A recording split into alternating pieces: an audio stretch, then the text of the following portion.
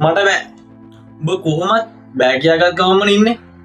ඔන්න ඔහොම ඔයාලත් කියලා තියෙනවද අහලා තියෙනවද? ඇත්තටම බෑ කියන්න හොඳ නැද්ද? අපි ඒක ගැන කතා කරමු. බෑ කියනවා කියන්නේ ඔයාගේ සීමාවන් තේරුම් ගැනීම සහ ඔයා ඒවට ගරු කරනවා කියන එකද? බෑ කියන එක වැරද්දක් නෙමෙයි. ඔයාට අයිතියක් තියෙනවා අකමැති දෙයකට බෑ කියන්න. ඔයා බෑ කිව්වට පස්සේ ඔයාට පොඩි පස්තාවයක් එනවා නම් මෙන්න මේක හොඳට මතක තියාගන්න.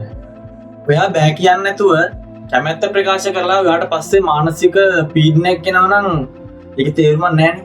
ඔයා එකපාර බෑ කිව්වා නම් ඔයාගේ සතුට කාලය මානසික පීඩනය කියන හැම දෙයක්ම ඔයාලා තියාගන්න පුළුවන්.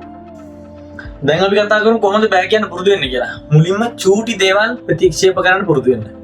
පොඩිම දේවල් ප්‍රතික්ෂේප කරනවා පුරුදු වුණාම මුලින්ම ඔයාට ඒක චුට්ටක් අමාරු වෙයි. ඒ ටික කාලයක් ඇද්දි ඔයාට ඒක ලේසි වෙයි. ඊට පස්සේ ඔයාට ලොකු දෙයක් වුණත් බෑ කියන්න කියන බය ඔයාට නැති වෙලා යයි. ලොකු දෙයක් වුණත් ඔයාට බෑ කියන්න තියෙන බය නැති වෙලා යයි. හොඳට මතක තියාගන්න මෙන්න මෙහෙම කියලා තියෙනවා ප්‍රසිද්ධ ආයෝජක වොරන් බෆට් මහත්මයා. සියලුම ධනවතුන් සෑම දෙයකටම බෑ කියයි කියලා. ඒ වගේම හාස්‍ය රචක ජෝස් බිගින්ස් කියලා තියෙනවා අපිට ගොඩාක් වෙලාවට ප්‍රශ්න එන්නේ අපි ඉක්මනින් ඔව් කීමත් ඉක්මනින් බෑ නොකීමත් නිසා බව කියලා. එහෙනම් දැන් ඉඳන් අපි හැමදේටම බෑ කියමු නේද?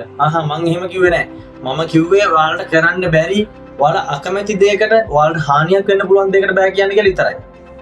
මතකනේ ඉස්සරහාල බලපු දොස්තර හොඳ හිත බෑ කියලා බැරිය මලේ බෑ කියලා බැරිය නගේ. බෑ කියලා බෑගෙන බෑ කියන්න එපා හැමදේටම. ඔයාලට හානියක් වෙන ඔයාලට අකමැති දෙයකට එකපාර බෑ කියන්න පුරුදු වෙන්න. එහෙනම් ඔයාලට ජය.